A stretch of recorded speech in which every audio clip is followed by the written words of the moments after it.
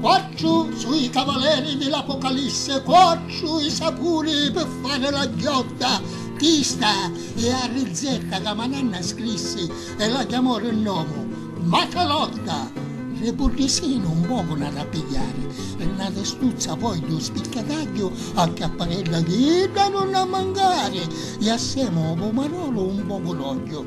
D'andianelli i grida ora mettete, o burghesino, l'olio, l'aglio e a capparella, a fuoco lento poi lo soffrite, arremanando tutto una cucchiarella. E a quando l'aglio ha davantato l'oro, alleggio, e un cito pomarolo. E mentre questo cucina la cera, preparate 4 pezzi di tonnina. Di sale ne mettete quanto basta, mentre che a parte preparata la pasta, io torno a cuocere in un soglio, mezz'ora ancora, dopo il primo voglio, pronta è la pasta, una tavola portata, con la gramma da lotta semanata.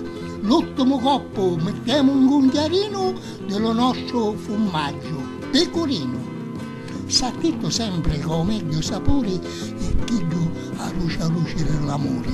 Ma davanti a un piatto di sta sorta, lascio l'amore e appicchiamo la lotta.